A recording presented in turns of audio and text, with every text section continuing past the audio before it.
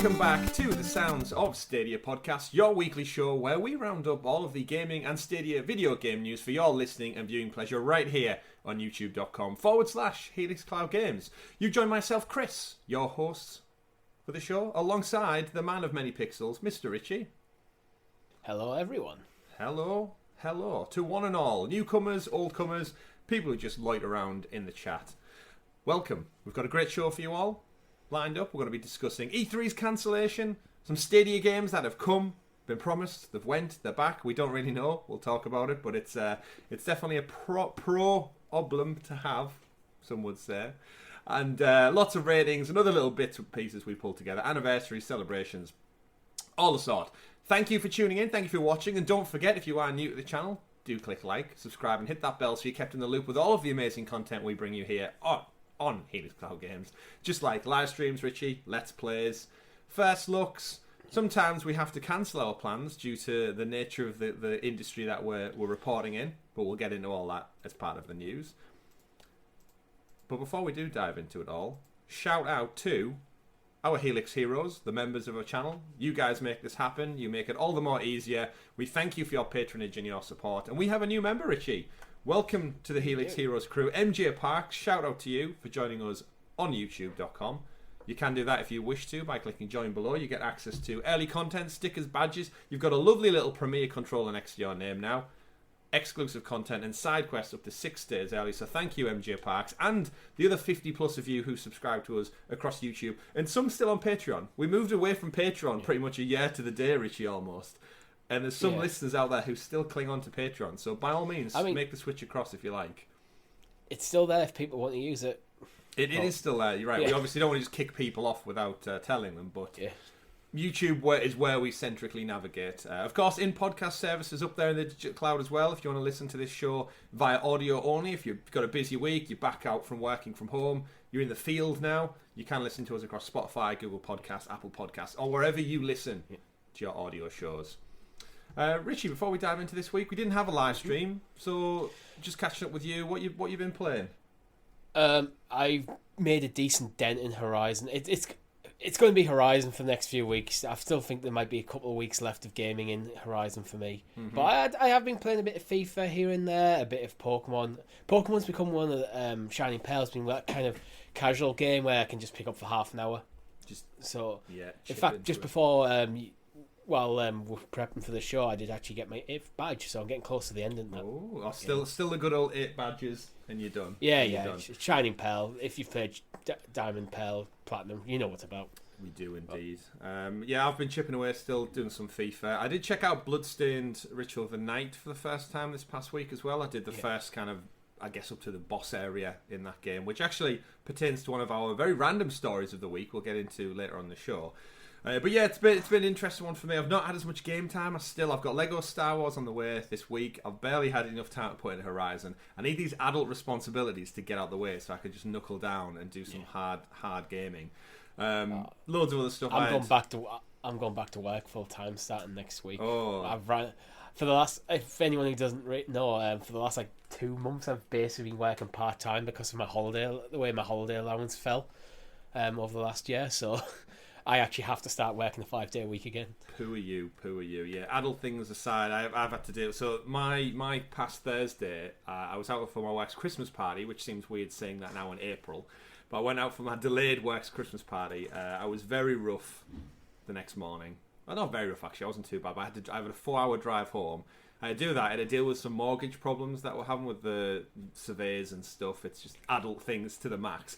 Got home to find out that our flights for our Polish wedding we're going to had problems with that, so we had to deal with it's all fine now. We had to deal with all that, and when you just think I'm tired, I'm having to deal with all this stuff. Like my word.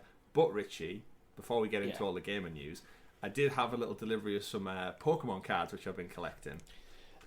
Just still in the Pokemon cards. Still not as much, but every time it's payday, I treat myself to a little pack of something. Back to back. So if you're really down and out, what way to possibly bring you around? You know what? Things have got to look up. Back to back, Richie. You ready for this? Yeah. 1. Oh, that's a shiny Blastoise. 2. It's Shiny Venusaur. Back to Has back. he got the hat trick? No. Oh, I you don't. don't. Almost, but you know what? That's a shame. Back to back packets. Yeah. I got 2 of those ones, and I was like, you know what? Everything's got to swing around, swings and roundabouts. It's on the upswing, so put a smile on my face.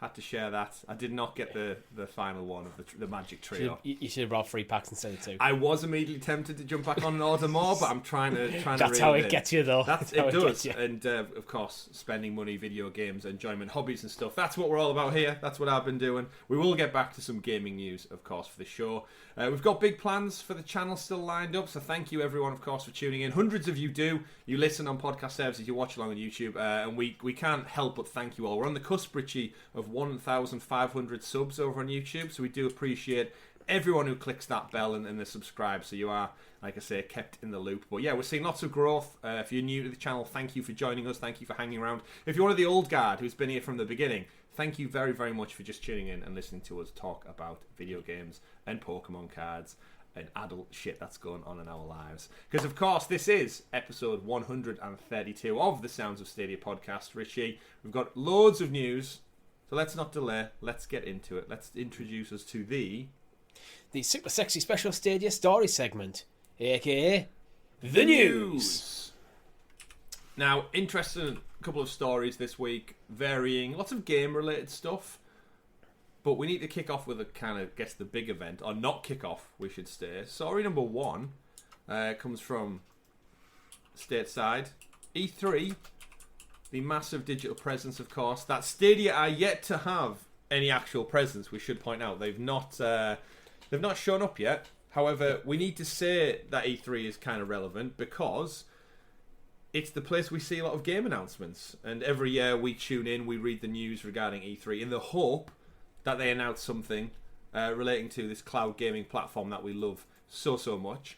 And it seems to be that E3 has been officially ditched this year. Not only did the digital-only event, which they did last year, where it was a bunch of like online videos and showcases, that's gone. They've cancelled their in-person event as well back in January. So that means the whole E3 for 2022 is no more. Yeah, like the last few years with E3, they've had, because of COVID reasons, they've cancelled the physical presence, and they just went to digital presence. I'm wondering if they've reviewed it and just went, the digital only thing hasn't been as successful for us. It's not what E3 is about, and if they think what E3 is going forward is that physical convention where people do congregate on wherever it's hosted for that week. Yeah. And the digital thing is I mean, Summer Games Fest is still on. We should kind of caveat that with, it's like you're kind of double dipping. Yeah, Jeff Keighley quickly came out and said, like, oh no, Summer Games Fest is very much going ahead. Yeah. And he's kind of in a similar position. He just has a different energy having the Game Awards under his belt as well. I think he just either he has it more together. It feels a bit less corporate, and it's got like it's designed to be this overarching thing that can like any developer who wants to put a press conference on can just be part of Summer Games Fest. Yeah, E3 it was always a bit more formal. You had the keynote presentations across 3 days. I think it's probably that they've probably looked at it and go, you know what, we don't need a digital presence. Why are we spending all this money to just have this digital only presence for a third year running when it just isn't probably not worth it? They probably don't make any money on it. Well, that's the interesting thing with E3, because as you said, it's so corporate. E3 ask for money from the developers and publishers. Like, they go to Ubisoft and go, you pay us for this presence on stage, and Ubisoft, which is fine, and everyone else. Yeah, it's fine when you're at a convention. You go, you know what? There's a limited amount of space. You want a booth.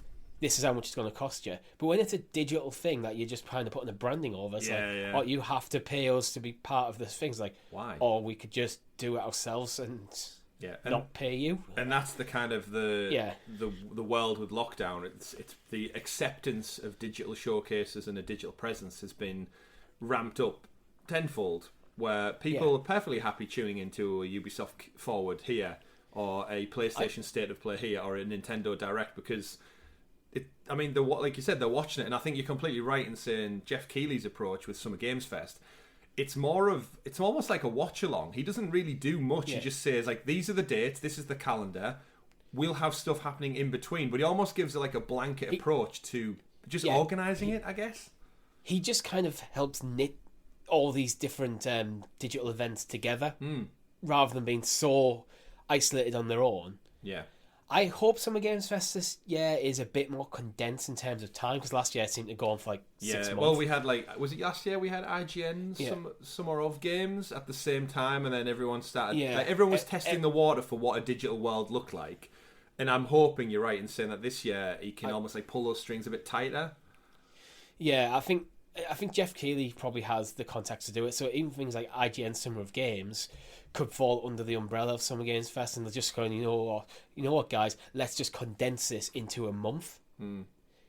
We're just going to Summer Games Fest. Let's say it's just going to be June. Yeah. Well, that's what was great with the physical E3s. They all got the big players all got a stage presence back to back days. Yeah. That was the kind of main showcase for the day, but stuff was going on in other areas of the conference rooms. But with it being virtual, like you said, the great thing, I think Jeff kicks things off with his kind of Summer Games Fest opening night live thing, and then everyone just slots in behind that, which you need someone to organise that for it to work, who isn't charging money. What we might actually see is E3 going back to its roots a bit, where it was originally an industry event, then it became a bit more of a consumer event, and you hear people occasionally in the industry and on podcasts saying how they actually kind of preferred the old E3 before it was this like massively thing open to the public in such a broad way. Yeah. Maybe they're going, you know what, we're going to retool it. It is going to be an industry event, so it's going to be developers, publishers, press, that sort of stuff. Yeah, certainly. There might be a public focus, a consumer presence, but that's what Summer Games Fest is more of. So it'll be interesting. Big question next though, year. I guess, is do you think it'll ever be back? Because we know the ESA have loads of financial problems. Like, they rely on E3 to bring the money in, and this is the third year in a row now they're not having it their way. And I think the longer time goes on, that's why I think they will need it to come back. And I think next year it probably will come back, because I think by this, I mean, the UK has already kind of give up on COVID legislation. I think by next year most of the countries will as well. So I think we might see E3 return next year in its physical form, which it might not be as big as it was. I don't think it is. I think players like Sony and Microsoft and Nintendo barely have a foothold there anymore, to be honest. No. Like, Nintendo just do a direct. They have for the last few years. Well, yeah, Microsoft do their own thing over the road, and Sony just went, nah, I can't be bothered. Yeah, well, that's it. Microsoft, they own the theatre over the road. I think it's actually called like the Microsoft Theatre or something. So why would you? But then, again, in a globalised market, why is it just in one country, in one location every summer? Like, you don't need that. But like, we have games come over in Europe, but you don't need it because of the internet. I mean, YouTube. If E3 is just going to be... It's going to ditch like the physical presence for the consumer side. So you got the physical presence for the industry, and they'll still do like the game trailers and reveals and stuff, the stage presence and stuff, and that will be still published live, probably in conjunction with Summer Games Fest. That might be the nice balance that they need to find. It might not be the most profitable way to do it, but it's kind of them recarving out what made E3 important to the gaming industry. Yeah. It's kind of like a better approach for me is just embrace the Comic-Con nature of it and just be like, yeah. So you think they should go the more full? This is going to be a full consumer event, because I don't think businesses really lose anything by not being there. So if you're losing your key source of income, I don't know. I think there's probably a lot of networking that can happen at these conventions. But is that not all? Is that all virtual now? Not necessarily. Like, there's something to be said. I work in an industry where conventions are important. We send people out to big conventions every year, and there's something to be said for like walking the floor of these halls and you see something that's interesting, you end up talking to the people, and that starts a dialogue. Then it ends up, you start working on projects together, and a partnership can blossom from there. That sort of thing can just start from literally just walking the floor and talking to people. Yeah, but I think that is diluted when there's a million consumers there.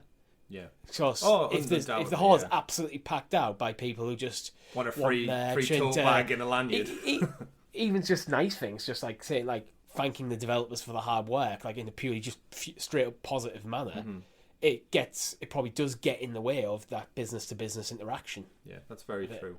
We've said a few times on this show, in an alternate universe, how Stadia has been impacted by. We've done a whole side quest on it about COVID impacting its launch, and you're right. Events like this, GDC, not being in person, it would be interesting to see a world in which Stadia was able to make these relationships and connections face to face, and how much it may have actually hampered development time and games coming across. And like you said, it could have just been a passing thing, like John Justice, Phil Harrison, someone, Jade Raymond from back in the day, just walking the show floor going, "Hey, indie developer, have you thought about Google Stadia as an option to port to? We've got all these great new tools. We're doing loads of incentives. Let's shake a hand. There's our card. Grab a drink later on at the bar or something." And because of the lack of these events, then nothing's came of it. If you don't have their email or their points of contact, it makes, I think, as well, because it's people meeting each other. Is a bit more social. You probably get to know some of the people in the industry a bit more. So you not as much as an outsider as Google Stadia seems to be at times. And I think if you know someone, you're probably more likely to work with them in a lot of ways, or you're more likely to just, you know what, I met you at E3. You seem pretty cool. You seem to have working on some cool stuff. Yes, I will give you my time. I'll hear your pitch. Yeah, it can be that sometimes that little thing that gets your foot in the door. Yeah, but really for me, in an ideal situation, I'd almost like E3 to be two different events. Yeah, because I think it's almost like two events in one. You got the industry event and you got the consumer event. I really like the idea of a massive consumer focused event that the general public can go to, and you can meet the developers, you can see new games and stuff. It could even happen alongside E3, but then a industry specific event for developers, press, publishers, all them sort of people, the people actually involved in making and reporting on it. Yeah. So you almost have these two separate things. Yeah. So you get one event is like servicing like the industry, the other is servicing the consumers. Yeah. Well, something definitely needs to change, because the way it's looking is not so great. Like we said, with the big boys pulling out, it seems to be quite problematic for them right now. But we'll skip this year. It does lead me to the question, Richie, again, as we do enter the month of April. Spring is officially upon us. The clocks are forward. It's lighter on the night. Do you think we'll see a Stadia Connect this year at all? I'm not optimistic, to be honest. After, if you think back to last week's SideQuest, we basically did a 40-minute show on what games aren't coming to Google Stadia. That is true. It doesn't lend a lot of content to a Connect, unfortunately. So I'll back that up with a follow-up question. Do you think they'll ever acknowledge not doing Connects ever again? Like, will anyone actually say we've pivoted towards a different approach, we'll no longer be doing Connects? Or do we just sit forever expecting them at one point to say, there's a Connect this Friday? I think in this weird state where they have pivoted, they're not going to chasing after the big AAA titles. They don't probably have their sights set on catching up with Microsoft and Sony anymore. They're trying to find their own niche differently, but they can't say too much because they're probably worried by saying too much. What regular Stadia users around might just jump ship. If they go, we're not going to spend any money in a very public way, like a Connect or something. We're not going to pay the money to get AAAs. Then anyone who's interested in AAAs is going, well, I might as well buy a PlayStation or Xbox now, because the games I'm hoping are coming aren't going to come. Yeah. So they're in that weird situation. Yeah, it's an interesting place. I've listened to a few. I mean, we'll talk about it on SideQuest, but with all the new PlayStation news this last week, I've listened to so many gaming podcasts discussing the price barrier and the costing of games now, and going back to that age-old question of like inflation and it's festive April's passed. Everything in the UK has gone up in price. God knows what people's bills are going to be like. And then the solution is right in front of us in cloud gaming that we're looking at to save costing on buying a console. And all these people I'm listening to talk about PlayStation and the costings involved, it's because you just haven't really embraced the new world of video games yet. But and E3 clearly haven't either. So I think there might be a side quest in exploring that, to be honest. There probably is. There's a side quest in everything. Oh yeah. In Occasionally we have these conversations. That's a good idea for actually, sure. put a pin in that. Now. Put a pin in that. But of course, if you out there are listening, viewing, and you have questions or topics that you would like to write in with for this show, SideQuest, or even just something for this channel specifically, we have a whole thread within our Discord server dedicated to that. So join us. The link's in the description below. Click join, jump in, chat to myself, Richie, like-minded gamers, Stadia players, cloud gamers out there across all consoles, in fact, discussing video games. It's right there to join. If you feel so inclined, all of the hundreds and hundreds and hundreds of people out there listening, viewing, watching along. Right, Richie, story number 2. We seem to be having some delivery problems for our pro games this month. Specifically when we're delivering moons. Celestial bodies.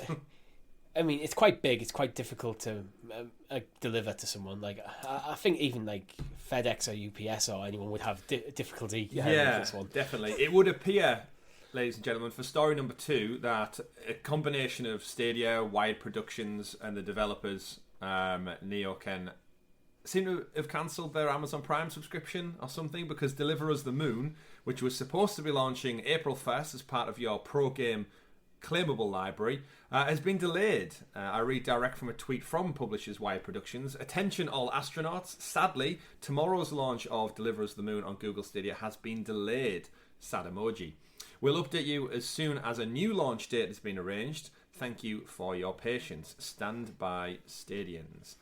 And this is a first.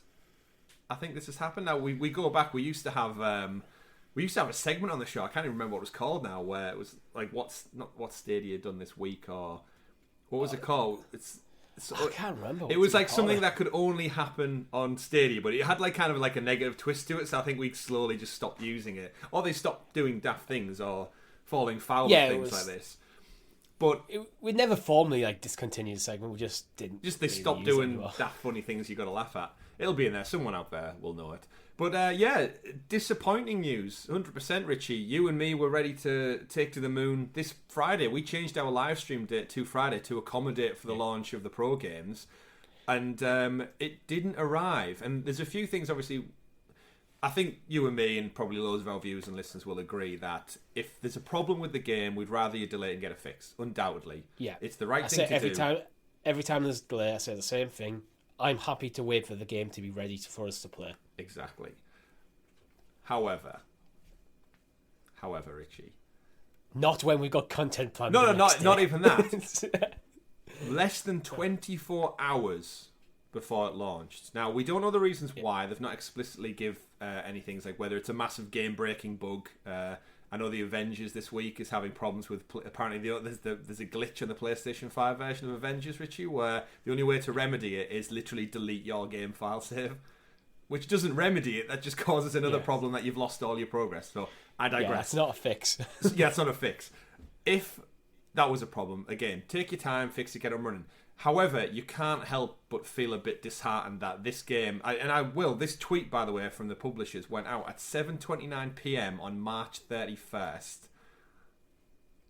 Literally less than 24 hours before you should have been playing this game on the platform. Yeah. I have no idea what could have happened.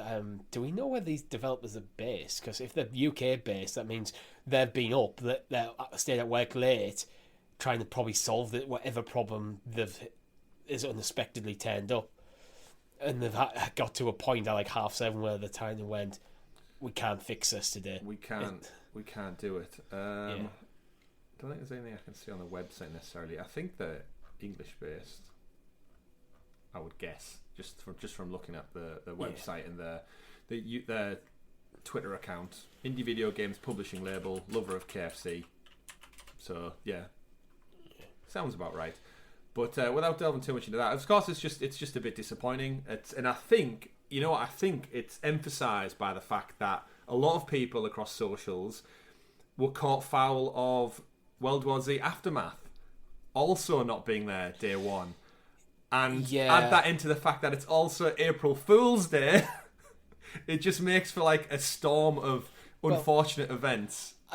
I saw a lot on social media about World War Z Aftermath. It's like, where is it's not coming. It's like, it's not meant to. Like that was one that is not planned, wasn't planned for the first. That was planned for the end of the first week, which I'm assuming. Well, the end of the first week, which technically was the first, but I think they mean next week.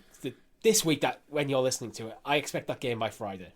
Yeah, so that's the issue was kind of capitulated in on itself because of arguably the two as big titles as well for the month of Pro, and neither of them have hit the date. Now, we did try and stress last week when we went through the Pro games, it did say within the first weeks of April.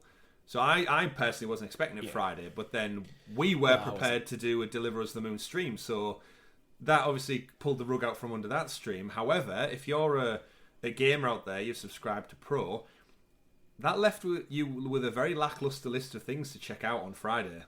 You've got your point and click adventure game, which we all know our feelings on that one, don't we? And then what was the other? And then Chicken Police, Paint It Red. Oh, I guess you had Monstrum Nox if JRPGs are up your street. So you've got one big title there, I guess. And Chicken Police is probably I expect to be a really fun game. Mm-hmm. Which is why we were tempted to actually pivot to Chicken Police, but then work reasons you couldn't make it back in time, and I decided, well, I don't want to play that game on stream without you because I think that's a game that would do well from both of us being there. Yeah, I agree. And again, adult things aside, I'd had like 4 hours sleep as well, so I played Horizon instead. Yeah. Sorry, guys. I contemplated playing Horizon and then just fell asleep. Yeah. And just didn't do anything. So, apologies anyone who's expecting a live stream, but sometimes life does get in the way, and evidently something can get in the way with Deliver Us the Moon being delayed. So now the kind of follow-up to all this is they've said on the tweet, we'll update you as soon as a new launch date has been arranged. I'm hoping it's not long. Obviously, if they don't know how long it'll take to fix, but this is going to get worse the more days/weeks pass. Like if we start heading into May and it's not there, like at what point do? Yeah, I feel a bit sorry for the developers on this one because it's like it's an 11th hour thing crisis that's happened to them. So they were probably scrambling to try and get it fixed in time for launch. Realize, and this is all assumption by the way, realize it's not going to be possible, that they're going to need more time. But at the time of recording, there's been no more announcements. They might. I mean, we're recording this on Saturday. They might be working all weekend to try and fix it, to try and get it out on Monday, for all we know. But it might be something that's even more fundamentally problematic. That's only like kind of emerged at the literally last minute. So it's really just we'll know when we know. We'll give them the benefit of the doubt on this one, of course. Yeah. If anything, it does just mean, Richie, I'm pretty sure they just need to make up for it by bringing us Deliver Us Mars, their new game that they're promoting all over socials right now. It seems to be a fair trade-off. You missed your launch date for this game, so in return, you've got to get that Deliver Us Mars game out. That seems about a fair deal. And they are UK based. They're from Watford. Watford. Ah, interesting. Just lost to Liverpool today. But we digress. Moving on, though, through the video games list, we did have some great news come out of Team 17 this week. So we reported in previous weeks that Team 17, publishers of great games that we can't wait to play, such as Overcooked and Golf with Friends, they actually tweeted out confirming another game, whether it was intentional or not, Richie. But Team 17 have confirmed that Worms WMD is coming to Stadia. In a tweet reply, when someone inquired about should they go for Google Stadia or Amazon Luna, so just someone curiously on Twitter asking about what platform should I pick up, and they replied with, we're bringing Overcooked, All You Can Eat, Golf with Friends, and Worms WMD to Google Stadia very soon.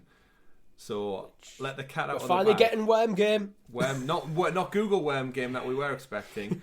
But yes, WMD Worms, I presume it's weapons of mass destruction, but they don't want to plaster that all over the marketing, maybe?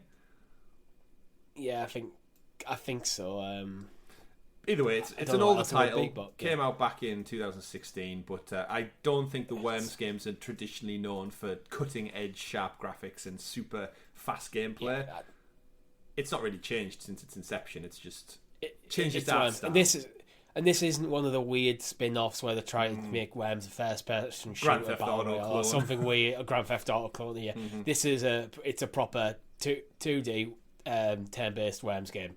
Good. With And online. I, for one, can't wait because Worms is fun. It is. It's just straight up fun. My fun story about Worms is I rented, it might have even been the original on the Sega Mega Drive from back in the day. It was Global Video, it was called in the UK.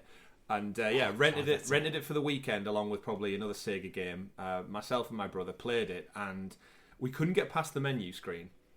I don't know whether it was a problem with the cartridge or the controller, but when it says press to start, nothing would work, nothing would happen, and then it would loop into the trailer, like the trailer. You know, like the opening, the games in the past. If you used to leave them on the home screen, they'd play like a couple of clips of a video game, or they'd do a trial game with AI only. For some reason. I think that's just.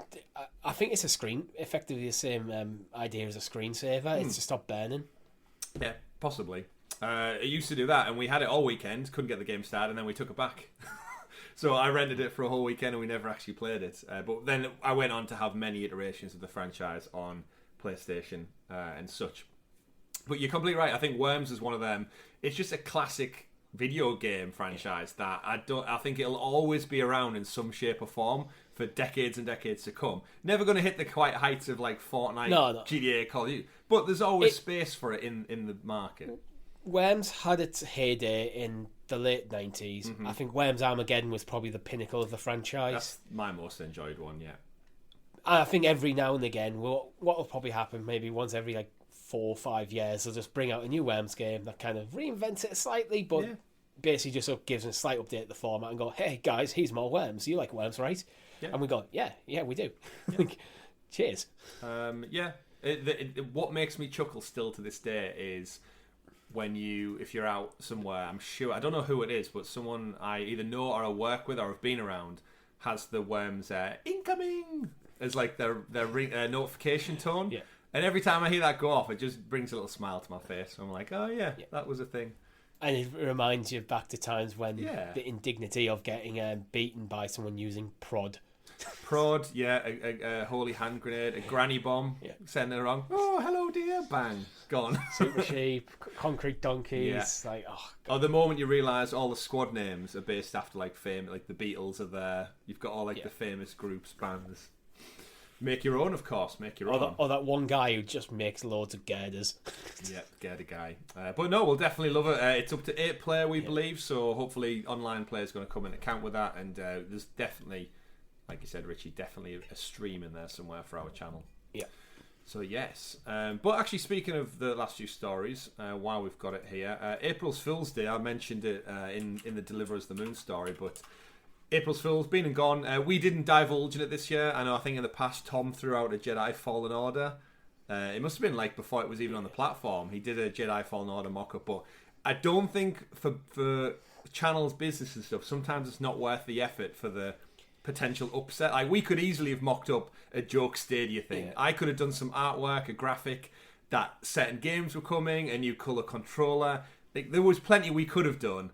I think it's safer to not get anyone's hopes up falsely. Yeah, I think on the day of to do April Fools properly, you kind of have to have people start watching a video and going, "Is this for real?" and then kind of get it by the end of the video. And I think it's a skill, takes a lot of effort. Yeah. There's some cool stuff actually that April Fools that I was like, that would actually be awesome. I think Elgato of April Fools at Camlink Retro, like that would be awesome. With the SCART gear on the back, like your red, yellow, white fellas. Yeah.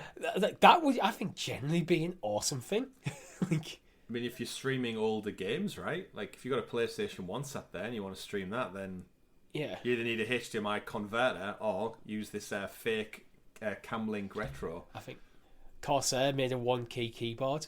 It's just the F key so you can pay respects. I do like that one. I did see Among Us did the horse mode where they basically just stretched out the character into like a centaur almost. That one made me chuckle. But I always enjoy having a look around just to see what's there, especially in the video gaming world, because a lot of video game companies have like a bit of a tongue-in-cheek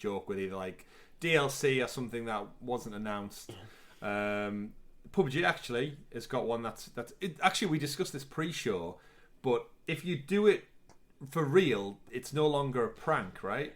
Yeah, even if it's just like a limited time thing, like Among Us, they did actually put for one day only a horse mode into the game. That's not then an April Fool, because you're not fooling anyone. Just going, hey guys, play Among Us. You can be a horse for a day. Yeah, it's same as the PUBG. There's a Monster Chicken Royale mode, which they've called it, where there's a giant chicken that breathes fire appears on the Karakin map.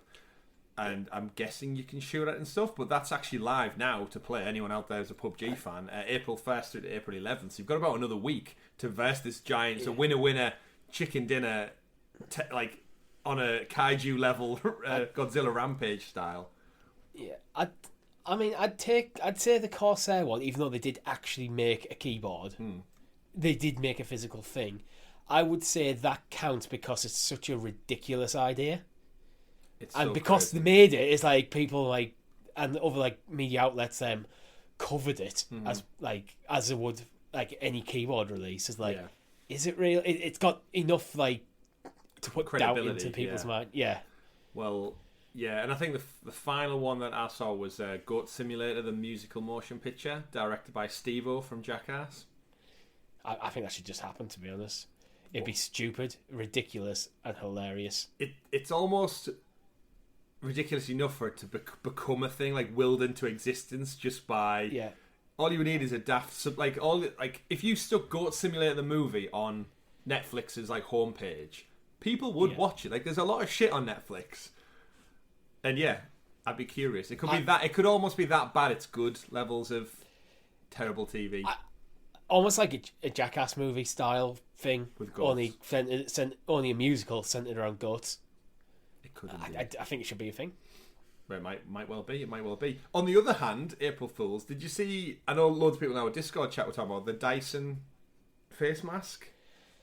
Yeah, or the headphones / face mask that looked like some kind of Darth Vader version 1.0 mock-up. Yeah. It's like a headphone that has an air purifier, so it purifies the air around your face. It's like does not fresh air do that? Like is that not what you want? You want to be breathing. Either way, we digress. April Fools being and gone. Do let us know in the comments if anything caught you out this April 1st. That was real. I would actually be really curious to know if there was any people out there who genuinely thought like the Deliver Us the Moon news, or after World War Z Aftermath not being there was an April Fool. And thinking, it'll be there later on. You crazy people over at Stadia or Wired Productions. It's like I see you trying to pull our leg, and then when it didn't actually come later in the evening, like, maybe I'm wrong. Yeah, possibly. I mean, the World War Z Aftermath is like it was literally in the blog post that it won't beat it the first day. So that is true. Yeah. But speaking of weird, trippy things that throw people up, Richie, next story of the week. We're going to take two games that are on Stadia.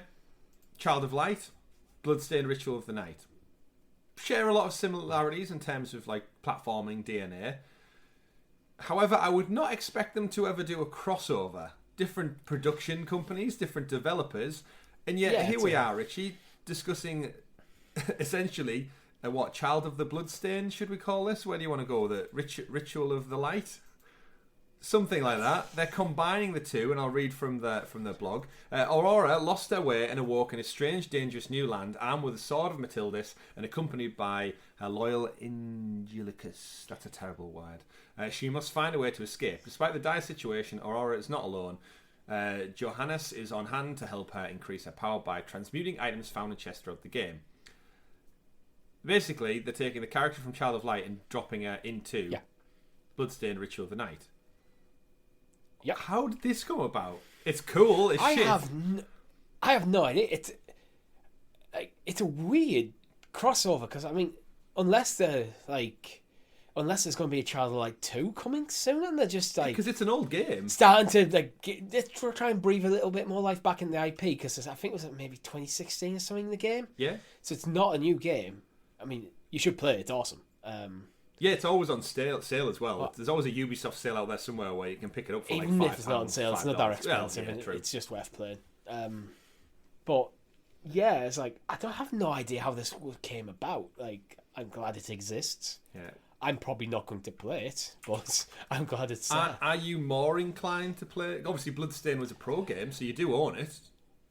Would you be more inclined to play it as the character from Child of Light, or is it Aura? I don't know. Aurora. I don't know. I think if I was wanting to play Bloodstained, I tend to like any sort of game. I tend to like try and play in vanilla mode, kind of at the start. Yeah. And then maybe if it's like a game where I go back to play, that's when I'll start playing around a bit more. Like when I come to a Pokemon game, I tend to just like, I'm not going to go to my bank full of like literally hundreds and hundreds and hundreds of Pokemon I've caught over the years. I'm just going to start completely clean my first playthrough and only use Pokemon in that game. Yeah. But when I go back and play, I'll go to my bank. Oh, I haven't played with this guy for a while. Get him in my team. Yeah. So maybe on like a second playthrough I'd do it, but it's unlikely. Okay. Yeah, as I mentioned, I played the first up to the first boss fight and stuff using the Rizukishi, because these type of games, Child of Light and Bloodstained, they're kind of perfect for your mobile game. They're not too like insane. There's not much in terms of like other than going left, right, up, down, attack, block like that. There's not. Yeah. You don't really need to use the triggers that much, which I always think suffer a little bit on the Rizukishi.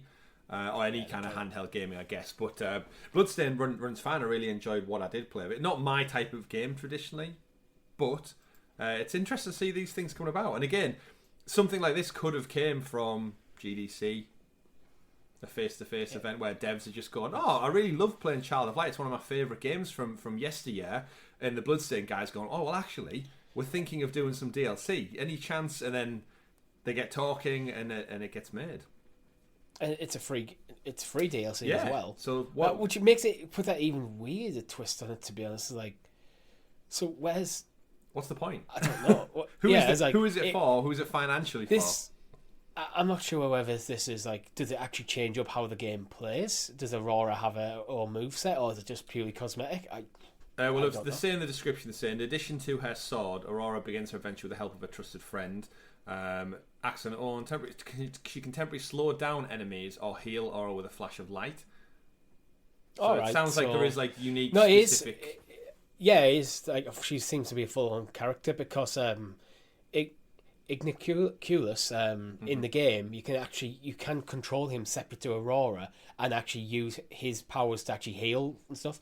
I have a live stream. I did a live stream on it, so if you want to know more about Child of Light, go check it out.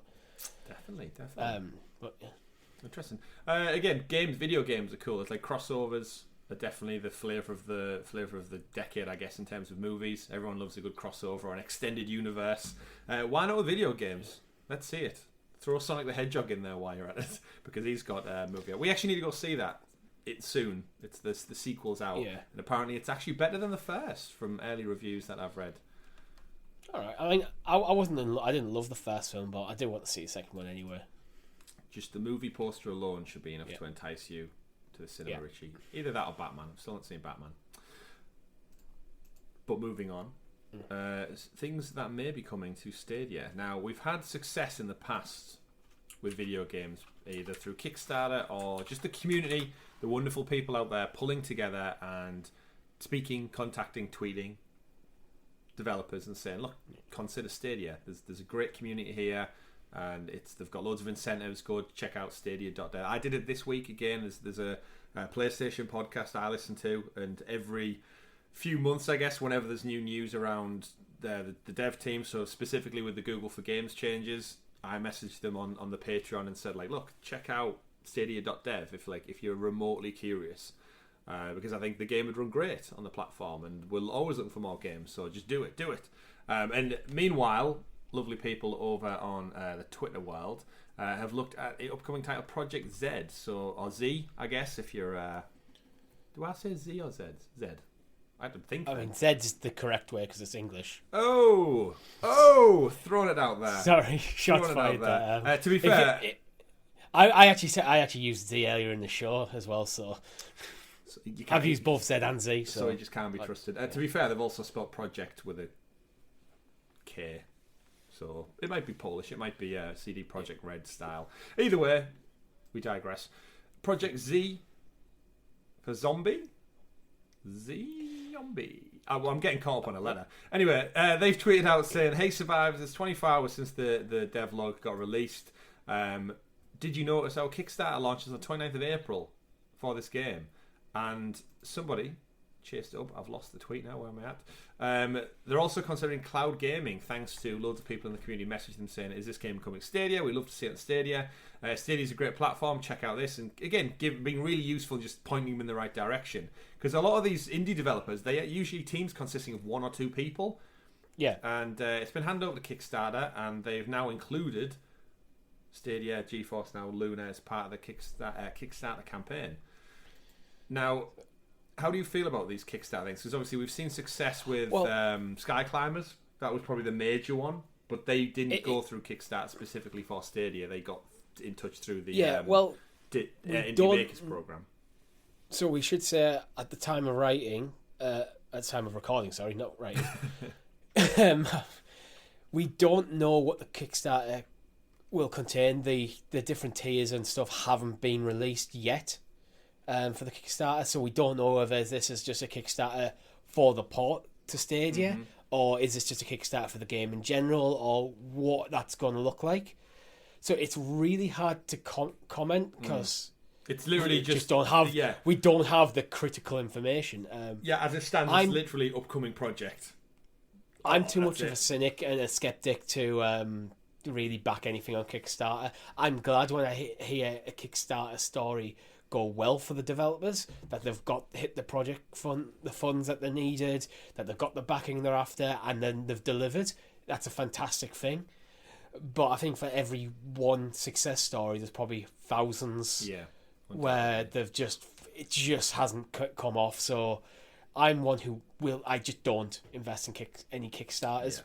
I'm the same. The only one I've ever really considered it was to rebuild a like-for-like design of Minas Tirith from Lord of the Rings, where you could visit it, live, rent a room, a hotel, go to the top of the tower in quarry. I can't remember what country they were going to do it in, but I was like, oh, that would be so cool.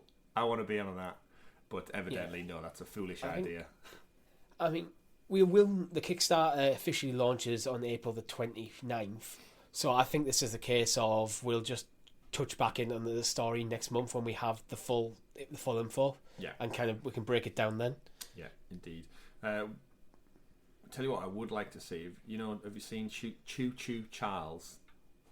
Yeah. That horror game. That's not confirmed for Stadia, but I'd love people to just go tweet at that guy, because that's just one dev doing. I think he's doing it in Unreal. I keep checking out his YouTube channel because it's got loads of behind the scenes clips of how he made Charles into a train with spider legs, and now he's working on the AI, and he's asking for his viewers to find ideas about what to call the villains and the different cults on the island. And I do like when these smaller devs do these dev blogs. So yeah, because it gets to show you a bit of the side of the industry that you don't really see as a consumer, how this thing that you love, these projects that you love, they're actually made. Yeah. And it humanises the devs a bit more, because video games notoriously they're very smoke and mirrors, because the nature of video games, they have to be. You want to keep it all under wraps for the big launch, similar to where the way movies are. But the difference with the movies, you kind of have all of the deleted scenes, the bloopers, the extras, the how it was made, the vlogs to talk about after, because they're human beings. Whereas once a video game ships, it's usually it's what's on the disc, it's what's in the cloud. The game is the end product. There's no deleted scenes for a video game almost. But yeah, dev blogs and diaries, there's some great PlayStation ones out there for God of War and The Last of Us and that I definitely recommend checking out if you're interested in how it's made. But yeah, naturally they have to be super secretive, so yeah, just checking a few vids when he's literally talking about, he's the villain, I want to change it, and he goes in and you can see him editing it in Unreal, and he adds them in and they don't work out, or the AI ends up going in circles and killing themselves, and there's loads of little quirky bits in the code that it does make you just appreciate the work that goes into genuinely making a video game. So good luck to everyone at Projekt Z, I'm sure, and another title on Stadia is always welcome. I think there'd be an interesting ideas, how at the moment in football they started doing these behind the scenes documentaries of how a season went for a single team. Yeah. You could do something like that for a video game developer. So let's say God of War Ragnarok, if they just had a team recording what was going on documenting the whole process, what's went well, what hasn't, all that sort of stuff, to pull together as a documentary, like an hour and a half documentary, to be launched like as the game comes out. I'd watch that. Yeah. Like I said, if you've not checked out I think it's Raising Kratos is the first one. Definitely recommend you check that one out. But moving on, next story, another not zombie tinge game, but a spooky game. Sons of the Forest. Some of you may recognise it's the sequel to The Forest, which came out a few years back. And the only reason we bring it up is it's just been delayed. But more importantly, within the French video game website, Video Games Republic, reported that saying it's been postponed. However, Sons of the Forest was set to launch on PC, PS5, Series X, and Stadia in May. But we're going to have to wait till October now for that delay.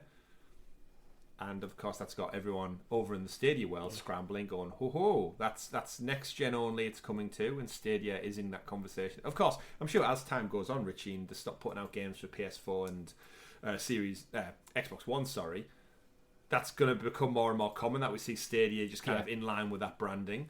But The Forest, for those who don't know, the original game was a survival.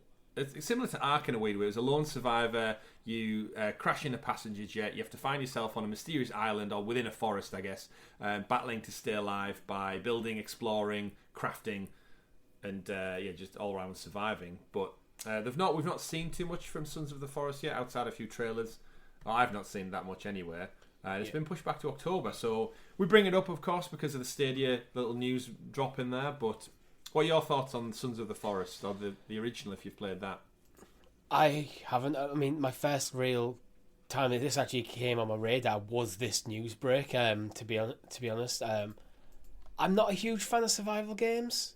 I respect them for what they are. They're just not for me, but it looks so pretty. So if the gameplay and like the atmosphere matches up with the potential as, I think this could be an amazing game. But one that's probably not for me. Yeah, it's got some interesting content in the trailer that makes you go like, "Ooh, that's beautiful," and gory and horrible at the same time. It feels like quite a hardcore survival game where things aren't overly gamified. Like you do have to hunt and eat and stuff and keep on top of stuff like that. By the looks of it.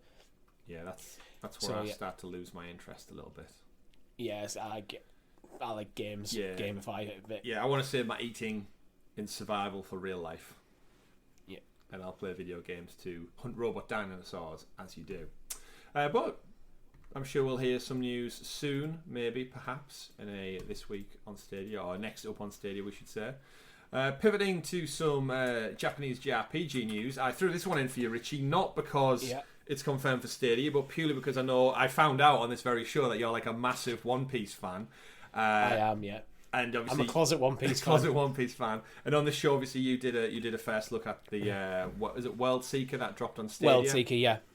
And they've just announced that they are bringing out One Piece Odyssey, which promises to be a full-blown JRPG experience. And I know, especially this past year, you've had an even deeper dive into JRPGs, checking out the Ys games and dabbling in some other things. Last year, I did go on a bit of a JRPG binge. I think because last year there wasn't really many games that came out that last year, and went, oh, I need to play that. So I started, and with Stadia bringing a lot of JRPGs over, giving me a chance. I had that nice platform to explore a bit more, or like a genre that I've always liked. Yeah, I just went on a full-on binge. Yeah, and this when I saw this news article through the week, and my immediate go-to was just like, this is like perfect for you. This is like a franchise you adore mixed with JRPG for the first time, going all in on it. It could be perfect, but I'm going to be very honest here. Manga, anime, games based on manga and anime, outside the fighting genre, I've usually bring piss poor, to be honest. They usually just to have that kind of cheap movie tie-in sort of feel to them, where World Seeker was fun, but it wasn't anything really to write home about. It's an absolutely perfectly serviceable game. I think it's like a 7 out of 10 game for me, where it's like, yep, absolutely fine. But it's not something like you're going to go, oh my god, I need to go out of my way to play this. Yeah. Well, maybe. So it remains to be seen, and this is made by the developers of... Odyssey is made by the developers of Pokemon Brilliant Diamond Shining Yeah, I was Pearl, going to say. which isn't a great move in my opinion. I like them games. They are not good. They're like not great Pokemon games in the slightest. It's not big. Is that the original or the remake? The remakes. Right. Whether you forget whether you like the originals or not, these games are brutally slow in a lot of places. Like when a wild encounter comes, your character will stop and it'll be like 2-3 seconds before it starts loading, and just everything just feels slow and sluggish in that game. As much as I am enjoying them, because I'm a massive Pokemon fan, so for a small studio where I've only known port games and knock it out the park, I'm skeptical. Okay. It could be really, really cool. Well, yeah, the trailer looks really interesting. The original author of One Piece, Eiichiro Oda, is involved, which is always okay. The author's actually involved. That's a tick. That's a big tick. So it's not just going to feel like crap filler content. It's going to probably have the quality in the storytelling. But we'll see. We'll see. It may, of course, just have that magic by including the word Odyssey. It worked for Mario. It worked for Assassin's Creed. That could just be the spark it needs. It might come. It might land and absolutely knock it out the park, or it might just go, yeah, it's just another anime game. Well, they're going all in. Apparently, it's going to be really authentic. It's going to be a full-blown JRPG focusing on the world of is it the Straw Hats? Yeah, they're the pirate crew. They're the pirate crew. Cool. Not one for me, but of course one maybe for yourself to keep your eyes on. And more importantly, the reason we bring it up on this show, not just because Richie's a big fan, but it is Bandai Namco as well, who are publishing, of course, who have games on Stadia. The reason we don't have a trailer for you is because Bandai Namco copyright strike YouTube channels to the high heavens. So look that one up yourself, everyone. It's a potent combination of One Piece and Bandai Namco. It's like, we're not giving you the trailer on that. Sorry, guys. Yeah, it's a risky thing to put it in, include it in our video. Yeah. And actually, off the back of that, Richie, you dropped a news article in the chat as well about some other Japanese content. Yeah, so Shueisha, who are the publishers of One Piece, among other things, including things like Dragon Ball, Naruto, Demon Slayer, Attack on Titan, Jujutsu Kaisen. Basically, most of any anime you've heard of in the West, unless you're really into anime, is probably Shueisha. Like, that's the kind of thing we're talking about. They are about to launch a video game publishing / development studio. I just thought it was interesting, so we might actually not have to deal with Bandai Namco when it comes to trailers going forward for these sort of games.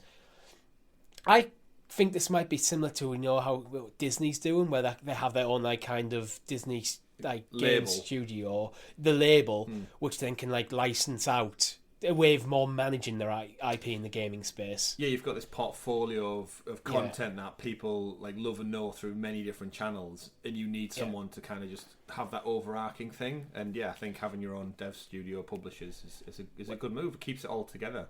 Yeah, when you have the depth of IP that Shueisha have, because in manga, the way typically in the West, Marvel will bring out a new superhero, they'll do a run, then a couple of years later they'll reboot it, or with manga it tends to be continuous stories. So One Piece has been getting published for 25 years now, and it is a continuous story the entire time.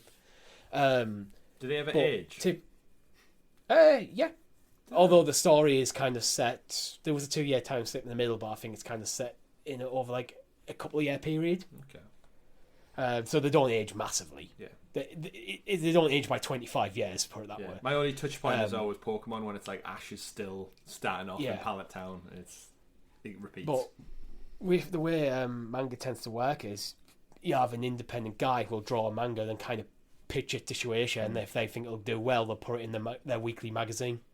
So there's a basic continuous flood of new IP just coming their way. That's cool. Well, hopefully that's just how the industry is set up. The manga industry set up. Well, we'll certainly keep our eyes on that, and hopefully there's a flood of new games on the way as well, because I think we got quite excited last year when Stadia started getting all these JRPGs from a big back catalogue coming through, and we thought actually it would be a great place to have them all in the cloud as well, because I know in the past Xbox hasn't done too great on JRPGs. It's not really been the platform for them. It's always been Sony and PlayStation, so I'd love to see Stadia just kind of embrace that part of the gaming landscape and bring as much across and variety as possible. I mean, I mean, if I was Stadia, I'd be having a word with Shueisha and like kind of start developing that relationship. I think Sony have got an inside track on this one because there is former Sony Sony Interactive Studios in the Japanese arc element of it. Yeah. I think it's Masami Yamamoto is the former head of the executive development department Right. at SEI Japan. So you've got those Is now connections. heading this. So yeah. Yeah, you've got lots of cross-pollination. He's got a there. contact book. Yeah, and I mean, Sony fully own Crunchyroll and Funimation now, right? So like all anime is now them. I didn't know that. I didn't know Sony owned them. Double check that. I'm pretty sure that because I remember I've listened to loads of stuff where they now say it's all anime is basically under one umbrella. Yeah. Type. Yeah. I am a Crunchyroll member. Yes, Sony officially owns AT&T's Crunchyroll. All right. Yeah. So now it's like Sony. Like it's a. I think it was quite a stealth move, but if you're into that type of stuff, like it's all under one place now, which is great for content, but monopoly-wise, that's a whole different conversation. Moving on, though, ladies and gentlemen, let's switch back to some PUBG news. Actually, we mentioned the giant monster chicken earlier on in the April Fool's story, but PUBG actually this last week or so celebrate their 5th anniversary, and they did that with a 2022 roadmap. Reading from yours truly over at Stadia Source, PUBG celebrated its 5th anniversary this week with a chicken dinner's worth of in-game events, special items, and a roadmap. Revealed as the dev plan, the 2022 roadmap is broken into 3 categories and 3 time zones across the remaining quarters of the year ahead.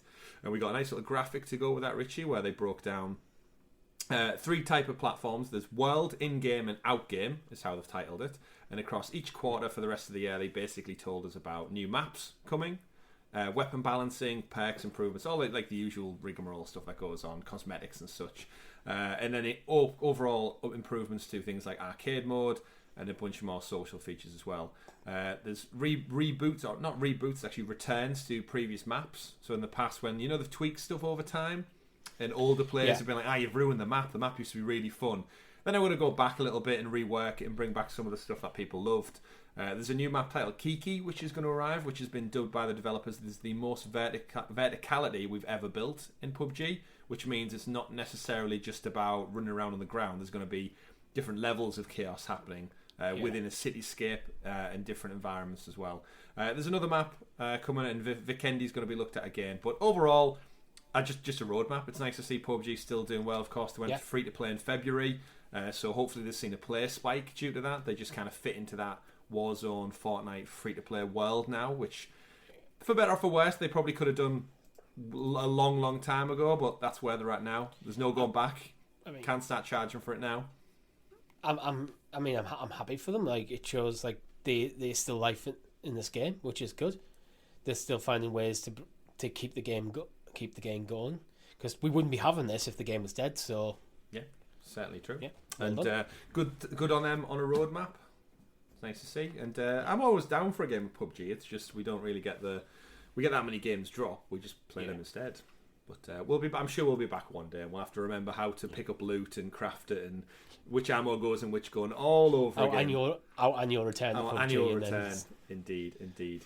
And final story, or one of the final stories of the week, folks, is over at 9to5 Google. Apparently Google, not Stadia, Google are looking to incorporate all of their cloud streaming games into one place, beginning on Chromebook. So the story, the crux of this one in the game shell, Richie, there's so many cloud gaming things kicking off at the moment. You've got Game Pass Ultimate through Xbox in the cloud. You've got GeForce Now, which we know. We've got Luna. We've got Google Stadia, of course. Shadow PC, and is it Boosteroid, I think, is one that I've seen a few people talk about as well. And we definitely know that's not going away anytime soon. You've got all of these third-party white labeling things that might come about as well. And just like the kind of the streaming world, when you've got so many streaming services now, they need to be utilised somewhere. And you and me both own a new Chromecast with Google TV, right? Mm-hmm. And I love nothing more than using that as opposed to the old way of doing it. And it just has everything. All my Disney Plus, all my Netflix, all my Amazon shows, they're just on one screen. I'm actually the reverse. I prefer my Chromecast Ultra because I still just cast from everything from my phone. Oh, I love the remote. Either way, it condenses it into one place. I don't have to go into the app to find a show. It's just all basically all the information is fed to me on one page. It's convenient, it's simplistic, and I definitely prefer it. According to this article, it looks like Google are looking to do that with all of the gaming offerings as well. So all of those aforementioned cloud streaming companies will be revamped and put into a kind of home screen for gaming. So if you want to play FIFA 22, perhaps, you click on that and it just boots up Stadia. If you want to play Sonic Mania, click on that. Oh wait, it's not on Stadia, but it'll just boot up Amazon Luna instead. And it's just looking like it's, again, Google just keeping everything in one place. What are your thoughts on this? Do you think this is taking away from their own platform in Stadia, or do you think Google are just that big they don't really care as long as you're using their Chromecast? I think this is largely just a bit of housekeeping on their part, to be honest, and it may actually drive more traffic towards cloud gaming in general, which is good for Stadia. But I think you potentially, we've talked about in the past, see like some sort of consolidation in like the premium services Google offer, like almost do like a Google Entertainment bundle where you get like YouTube Premium, you get Stadia and stuff, Stadia Pro, all in a single purchase. I think this might make that more likely, but I don't know. I think it's one of the things we've talked about with Google is sometimes they do treat like every different element of Google as completely separate entities, which I think is kind of, you're not playing to your strengths there. I think one of the strengths of Google is they're involved in so much different stuff, so play to your strengths. But yeah, we'll see. Yeah, I mean, I think the biggest thing you hit on the nail on the head there when you said that any kind of traffic being pushed towards cloud gaming is great for Stadia, because then you will get cases where, yes, all these cloud servers are ran from big data farms in the middle of nowhere, but if you're just an average guy at home on your TV, you just want to play a game, if you click it and it says, oh, this is available on Stadia, there's your shoe in the door for going, oh, I can just play it on my TV. Awesome. Or if it is to Luna or something, you know what I mean? It opens the library up to people who might be looking for one game, but they can't find it. But, oh, what do you know? It's actually available on Stadia instead. Well, there's this thing where gaming is often, like, thought of completely separate to, like, TVs, movies and things, where it's not really, because in terms of, what every company is, like, fighting for is people's time. They're, like, free time, like, and the easier it is to get people into games, which cloud gaming does completely remove a massive hurdle in terms of expensive hardware, it might turn more people onto games. Like, how many people game on the mobiles every single day, but wouldn't even consider buying a console because of the cost of it? And it's like, but if you got this service that actually they do the searching for, let's take Sonic for example, new Sonic movies out, and then I can play Sonic just here. Yeah. Oh, I can use my phone as a controller. Well, this is fine, but actually, why don't I just buy a controller? Yeah, right next to it. And then you're in. Stuff like that, I think, could be like really strong for them. Yeah, we've said that's when that's what was so ironic, is when Chromecasts with Google TV launched without Stadia on it. It was almost like you just shot yourself in the foot again. But now it's there, and it's just kind of just part of the furniture. No one thinks or talks about it. The more integration, the better. More accessibility. And Google have always been about that. Just look at the search engine and stuff. It's all about finding information, helping out. Google Maps and stuff. It's free. I'm still shocked to this day that Google Maps is a free service. Like, it's so detailed and it works so well. Yeah. And yet it's just free. So Google are a data company. So yeah, exactly. They just want everything. Every time you use Google Maps, they get a bit more data. Yeah, so. Exactly. Nom. Eat up all that data. But that's all we have time for this week on episode 132 of the Sounds of Stadia podcast. There's one thing I think we should mention very, very quick, and that's Dawn of the Monsters.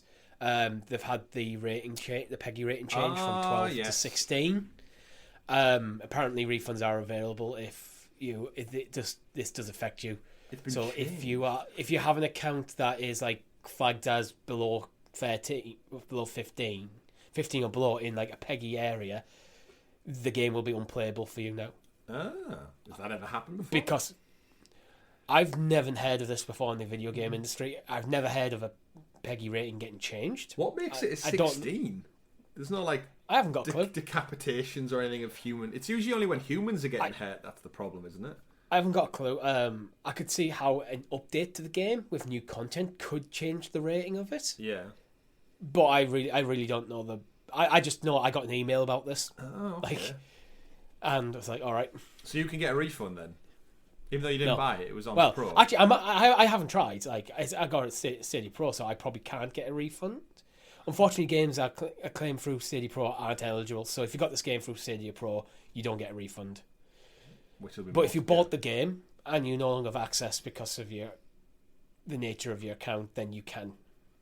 Wow. Okay. So Peggy 16, Dawn of the Monsters going R-rated all of a sudden. And that is our last news story for the day. Episode 132 of The Sounds of Stadia Podcast, right here on Helix Cloud Games. Thank you to everyone who has tuned in, watched along, and of course all of you people out there who've liked, subscribed, and hit that bell so you're kept in the loop with all of our future content that we do, because we've got a lot of live streams lined up. We've got exciting first looks at Deliver Us the Moon when it finally arrives out of orbit.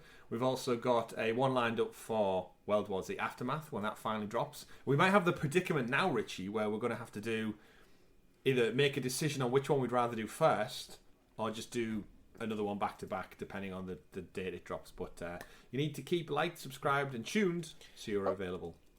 We could just run a community poll on it. We could let you decide for our YouTube channel, or we could let you decide. Let our members decide, Richie. Just like MJ Parks, our new Helix Hero, who gets access to SideQuest up to 6 days early, the day we record it. Richie, tell the lovely people what we'll be talking about on this week's topical side adventure of gaming. So this week we are going to be delving into Sony. Specifically, we have details now of Projekt Spartacus, and we are Cloud Gaming Podcast after all, so we're going to be breaking down Spartacus. That's right. Yeah, there's a big part of Spartacus which is now added emphasis on cloud gaming with a potentially very, very large library. So things are heating up in the cloud gaming space. We've said it from day one when Stadia launched. We've got Luna now out in the United States, still waiting on them coming to Europe. But PlayStation, again, they've been a bit slow, but they're making some changes. So we're going to go and talk about all of that over on SideQuest episode number 61, I think it is. 61, yeah. 61 will be in the bag soon and available for our lovely Helix heroes out there. Not only do you get that early, you also get stickers, badges next to your name, exclusive early access, and extra content. Just for following along and subscribing. But that's all it is for this week's show. Thank you very much for tuning in. If you want to keep tabs on me, I am at CyberChris2077. If you want to keep tabs on Richie, you go to at RichieC89. Tom's at AdaxisLP, and I am at, already said, the channel is at at Helix Cloud Games. I mean, I am at Helix Cloud Games as well. But that's not the point. Thanks everyone for tuning in, watching, and remember to play whatever makes you the happiest. We'll see you next week. Have a good one and happy gaming. Goodbye.